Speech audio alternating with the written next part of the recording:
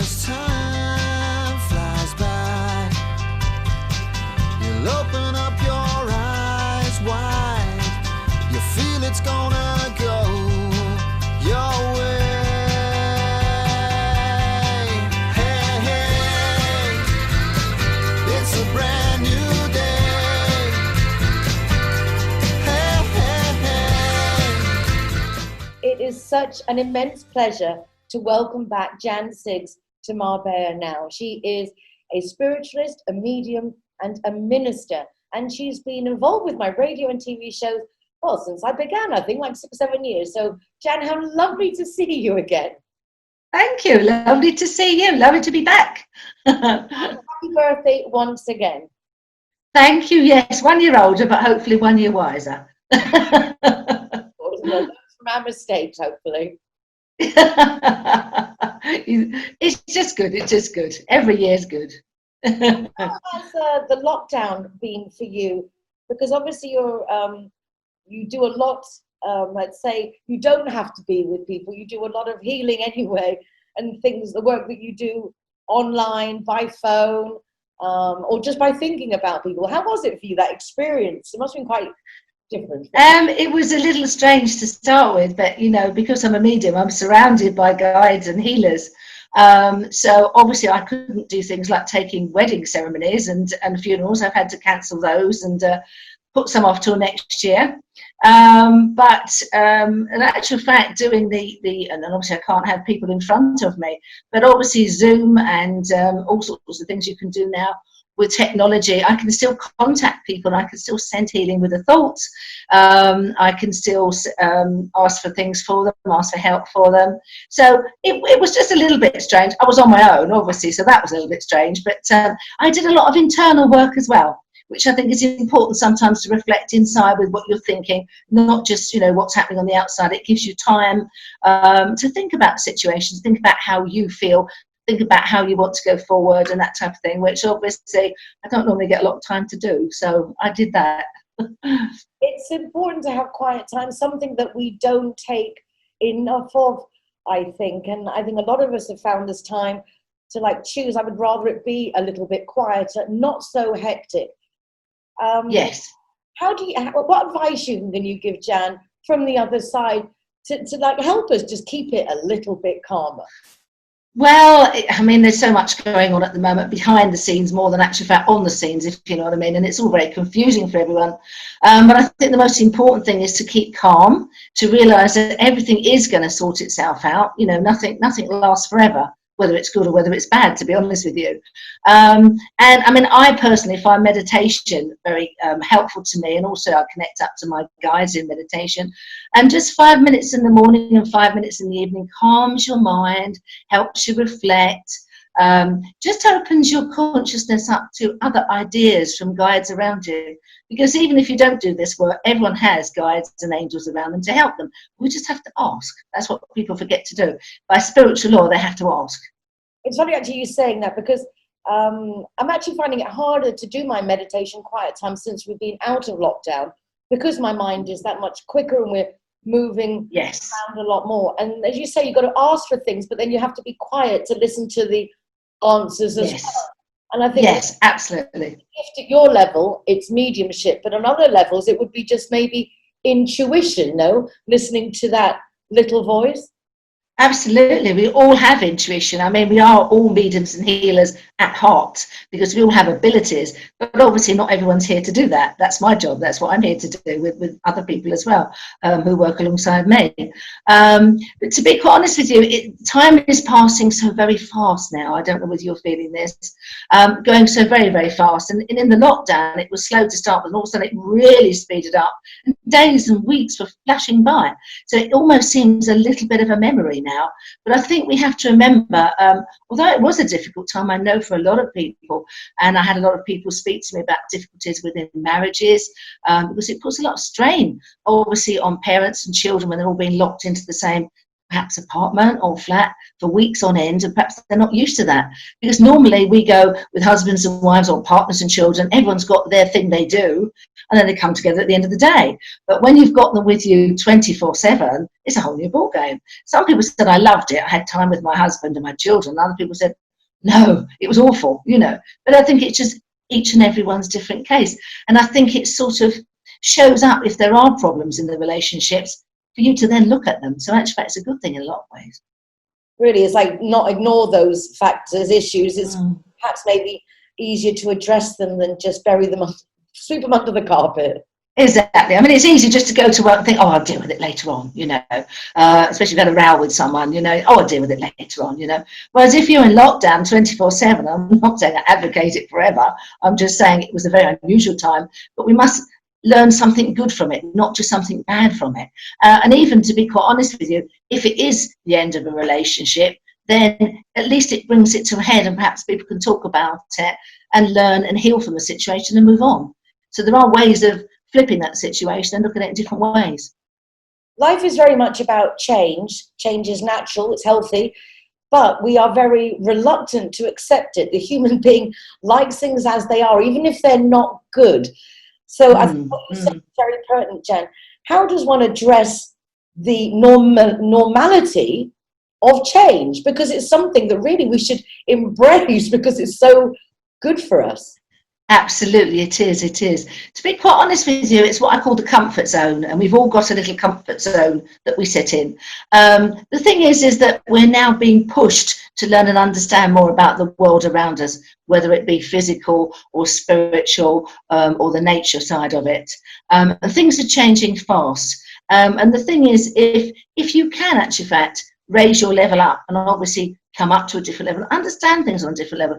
Sometimes it's much easier than being in a lower level, but just sticking in what you know. That's fine, but then you are limiting yourself as to understanding what's going on around you. If you can push yourself out of that comfort zone and think, well, okay, I wouldn't normally go all that way and drive on my own, for example, which is a big thing, I know, especially with ladies on their own. I'm a lady on my own and I've had to push myself as well. But if you actually do it, the amount of, I don't know, just the way you feel afterwards, you just feel fabulous. You think, yes, I've done it, you know. And it's like the guys, you know, even with the guys and the men, you know, perhaps they've just got to go over and talk to a lady they've never spoken to before. And they think, hey, she's really nice. Why didn't I do that weeks ago? You know, it's just pushing yourself, whatever it is, however big or however small, out of your comfort zone. And when you do, it's amazing. You just look at the world in a different way. And it makes you happier. I think it makes you happier than being stuck in a rut, you know? I think fear maybe have a lot to do with this, what you were saying and what we mentioned before, staying perhaps in a job or a relationship that's not making us happy, going out of our comfort zone. Again, maybe it's the fear of the unknown. It's just better the devil we know than the devil we don't. Well, that's what we think, but I think actually, in fact, it's, you know, I've always thought that ignorance is not bliss, and it's better to know than you can deal with it, rather than, you know, being sheltered from something, not understanding something, and it's all going on and you don't know, then it's all a big shock and everything else. It's better to know about these things. And fear-related things, I think the thing is, to help oneself, it's important when we have this little voice inside us, this little bit of intuition, and we all talk to ourselves, let's face it. I mean, in our minds, I don't mean we're all completely mad. We all talk to ourselves and we have little conversations with ourselves and we think, oh no, I can't do that, I wouldn't want to do that, and everything else. Or you're really stupid, you should have done that. I mean, I can hear psychically, and when I have clients in front of me, I will say to them, please don't talk to yourself like that. And they sort of look, you know, what do you mean? And I said, I can hear you, you're really horrible to yourself. You wouldn't say that to your daughter or your son or your dog or whatever kind of thing, or your husband. So why are you being so cruel to yourself? You know, because when we talk to ourselves really badly, we hold ourselves back. We belittle ourselves, you know, like if you were completely beating a dog all the time, it just wouldn't want to even try anymore. And that's how we get. So we have to change our minds to positivity and think, no, okay, no, don't be like that. No, all right, I didn't manage that, but I did that well. It's a question of look, pat on the back, you know, being like your own parent kind of thing sometimes. Just telling yourself, yeah, you did really great. Okay, you didn't do that right. We'll try again another time. It's just being a little bit kinder to yourself because it makes you grow. And as you grow, you step up in stature, you step up in energy, and then you're up to the next level. And then there's more opportunities at a higher level than there were at the level you were stuck in before. Hey, hey. When I'm the designated driver, I think it's only fair that I get to choose a zero-hero venue that rewards me with free soft drinks. My friends all get to choose and booze, and they feel safe going home with me. Make sure that you get your reward for being the designated driver. Why pay if you don't have to? Hello guys, welcome to Harbour. All the designated drivers are welcome here to the Harbour. And we are very proud to be a Zero Hero partner. Judy likes to consider herself a clever young woman, which is why she thought very carefully before choosing her insurance company. Now that she needs it, she's jolly glad she chose Linear Director, as it looks as if she might have something better to do. Why don't you be clever, like Judy? Call Linear Director on 952 14 78 34 and see which policy is best for you. It's interesting hearing you talking about levels. I'm assuming, and from what I know you and the times we talk, you're talking about energy levels. Yes, I don't really like to say the word level, but you've got to call it something. It's everybody's on their own understanding. The frequency, the vibe, how we're like, if we're bouncy or if we're really sad or we're being really mean to ourselves, all how we feel basically then is going to affect everything that goes on in our day. Absolutely. I mean, if you can raise your frequency of energy by thinking nice things. If you start thinking about someone you really love and send them out lots of love and healing and think about happy times, your energy level will go whoop, and your frequency will be up here. If you're forever thinking, oh, I really can't stand that man and I want to bash him and, kind of thing, your energy is going to go full, So it's up to you at what level you live. When I say level of vibration, level of energy. We can all raise our energies, as I say. If you sit and do a meditation for 5 minutes, your energy level will go completely up. Your vibration will raise. Like I say, and if you're going to be very negative, then obviously it's going to drop. So everyone has the choice. We still have a choice on this planet. We still have a choice, and we should actually activate that choice for ourselves. Think, what do I want? How do I feel? What do I need from life? How am I going to cope with this? Where do I want to move to? Start thinking about it. It's not selfish. It's putting yourself as a loving yourself. Because if you hate yourself and are really nasty to yourself, you can't love other people properly because you don't understand what loving is. So if you actually think about yourself, think, well, no, I'm not perfect, but I'm a pretty good person, and I'm kind, and I do this and do that. That's loving yourself. That's being kind. It's not a question of ego. It's not a question of, oh, look at me. That's ego. We don't actually need that. That's going over the top. But being kind to yourself, you will watch yourself blossom. And as your energy and as your frequency rises, you're much nicer to be around than someone who's always grumpy. So you attract people of that vibration who want to come and be with you and talk to you and learn what you have to say, because they think, oh, she seems nice or he seems nice, I'll go and have a chat with them. But if you're grumpy and moaning about everyone, you think, no, I'll stay over here. I don't think I'll do that. Yeah. It's interesting to hear, in the sense, I think everybody does basically want to be happy. We need to be braver. And I think from what you've just said now, we need to be more aware. I mean, people are talking about being in the present. The present is a gift. That's why it's the present. Yes. But most of us are a lot of us are either commiserating the past, worrying about the future, and the present actually just passes us by. Exactly. And what you've got to remember is we are all human, and we're not all going to be here in a body forevermore. So you're wasting your time and you're wasting your energy. To be honest, if you focus on the past, you cannot change anything in the past at all. What's done is done. The thing you have to remember from the past is to learn from the past, and also to forgive. Because if you're dragging around anger and resentment with you all the time, it's going to be like carrying a sack on your shoulder. It's going to take you down and make you feel depressed. But if you can, it doesn't mean to say that what people do to you is right if they're nasty to you.